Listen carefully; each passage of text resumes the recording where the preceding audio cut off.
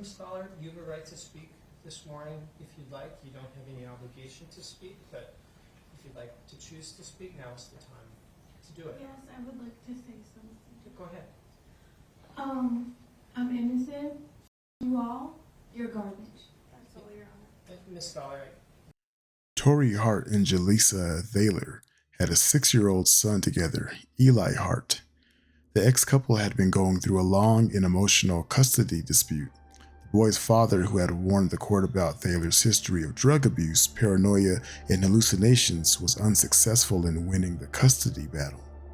A Dakota County judge, following the recommendations of social workers, granted full custody to Thaler, despite the concerns of many family members. Just 10 days later, after the courts granting Julissa Thaler full custody of Eli, he was found dead in the trunk of his mother's Chevy Impala that police had just pulled over. A citizen had witnessed Julissa throwing away some of Eli's remains in a gas station and alerted the authorities.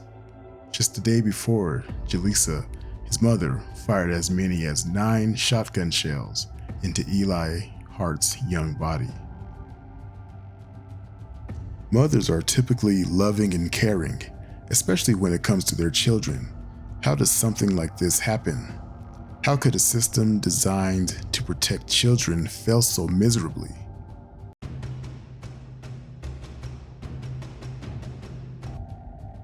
A judge closed a child protection case for the boy, despite serious red flags raised by court workers about his mother's care for her son, case records show. Among their concerns, that the boy's mother, Julissa Thaler, had a history of severe mental illness, yet had stopped seeing her therapist, raising concerns about the boy's own mental health and well-being. She repeatedly had unstable housing, including being forced to move for violating her leases. She failed to complete a parenting education program for missing too many classes. She failed to remain law-abiding, including facing a charge for stealing drugs the year before. She failed to sign releases to allow social workers access to Eli's medical records. Most concerning to the social workers, Thaler was apparently doing anything she could to sabotage the boy's relationship with his father, whom the child's court-appointed guardian said, quote, appears to be a stabilizing force in Eli's life, unquote. Thaler had made repeated accusations against him, none of which the boy's social workers could actually verify. So why did a Dakota County judge close the child protection case? He was following the recommendations made by the very same social workers who raised those previous red flags, who wanted the case to proceed in family court, records show. Boy's father, Torrey Hart, filed for full custody of the boy in March, but the judge in that case made it inactive as long as the child protection case remained open. Let's get this straight.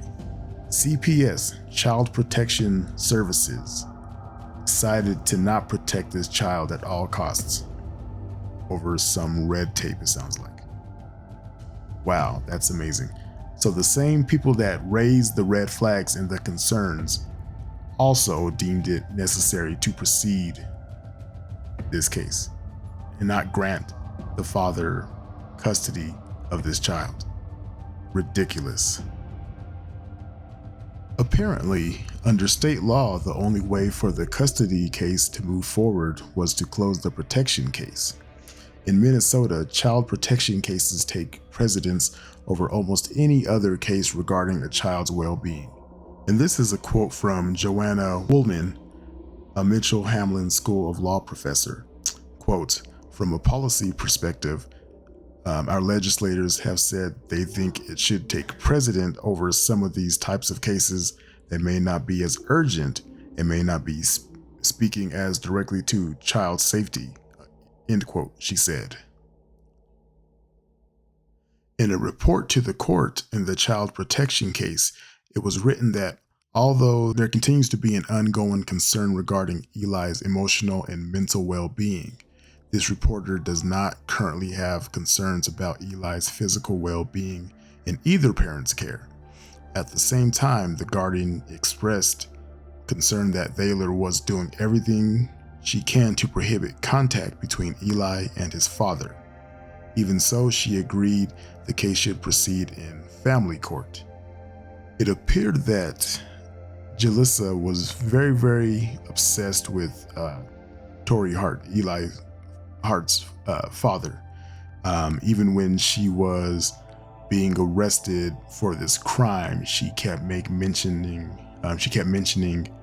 Torrey Hart and saying, "Did you check my ex? Did you do XYZ for my ex? Did you look into my ex?" She seemed to be very, very angry and very fixated on punishing Torrey Hart in this case. So, given the way the rules were set up there in Minnesota, when the child protection judge closed the case, it allowed Eli's father to again try to get custody of his son, but Eli was also left in the sole custody of his mother, with no one from the courts watching over the two. So just some more interesting facts of this case here. So on March 17th, there was a criminal complaint stating that Julissa Thaler purchased a shotgun on that date, March 17th. That was less than a week after Eli's father filed for custody of his son, and days after the court closed the child protection case. Closing that child protection case was supposed to clear the way for the father's custody case to continue. So I just wanted to look at some of this child protection history and share it with you guys here, just because I feel like this was just gross negligence on the state's part, on CPS's part. They just did not protect this child the way they should have. So just looking at some of the history here. So court records show Dakota County took Eli into temporary custody in January 2021 after getting a report that Thaler was hospitalized, hearing voices telling her to kill herself, and having paranoid delusions. That is insane. Child protection was also concerned that Eli was being neglected. He was placed into foster care for the next year as she worked on a case plan to reunify with her son. She was allowed to begin a trial home visit with him in December 2021. So, I mean, she's hearing voices telling her to kill herself. Earlier on in this video, we did talk about how they were concerned about her mental health. She wasn't seeing her psychiatrist or therapist. She wasn't taking her meds. Sounds like she just wasn't doing anything. I find it hard to believe that they don't have some kind of emergency tactic, or maybe there's not, and they need to create some law around this where they can go in and seize that child to keep that child protected. I mean, screw the law, protect these children. Like, this kid was shot 9 times with a shotgun. 9 times. 6-year-old child. It's heartbreaking. It's disgusting. It's have continued concerns about her behavior, as well as how she disparaged Eli's father continuously. They could find no evidence to support her accusations that Torrey Hart used drugs and was abusive. So those were not corroborated. They could not find evidence that this is the case. When they asked her to provide proof of hospitalizations, she claimed to have gone through, for example, she couldn't produce a single record. Court records show that social workers discovered an earlier police report which said Thaler admitted that some of her allegations against Hart were not true and likely due to her own mental health diagnosis. Hart, meanwhile, tested negative during all of his random drug tests, negative, no drugs in his system, and followed his case plan. Social workers wrote they had no concerns about his parenting. Hart told Eli's social workers that he was worried that Thaler would cut off his communication with their son once he was reunited with her, according to the case files. But he was told to take his worries elsewhere. Wow. Mr. Hart has been advised to handle this situation within the family court setting. And of course, when these reporters go and ask the Dakota County spokesman, they replied, "Our deepest sympathy goes out to the family and friends impacted by this tragic loss. Due to privacy laws, we cannot comment further." And of course, they're all deeply saddened and they're heartbroken, but they should have been protecting that child. And again, I don't know if that's due to obviously red tape, different rules that are in place, but change the rules, protect these kids at all costs. This woman had serious mental issues. She's purchasing shotguns. Please help these kids. Like, she's lying on the father and they take her word as the gospel. And there's no evidence of the father. He's not even on drugs. He's passing all his drug tests. He seems like he's a good guy. He loves his kid.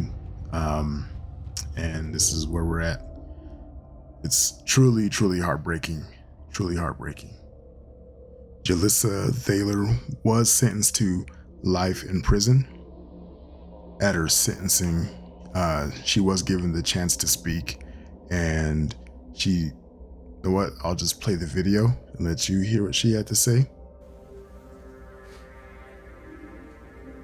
Ms. Thaler, you have a right to speak this morning if you'd like. You don't have any obligation to speak, but if you'd like to choose to speak, now is the time to do it. Yes, I would like to say something. Go ahead. I'm innocent. Fuck you all. You're garbage. Ms. Thaler, I don't know that that's appropriate here. Sorry, I told you about somebody else. Her behavior is truly ridiculous. Yeah, they need to put her under the jail. Like, she's an atrocious, despicable person. Evil, like a truly evil person. All right, guys, thanks for listening. Thanks for watching. If you guys want to hear some more true crime stories, this is my first attempt at this, but if you guys want to hear more, I'm welcome to any feedback, suggestions. Leave it in the comment section. Thanks, guys. Blessed.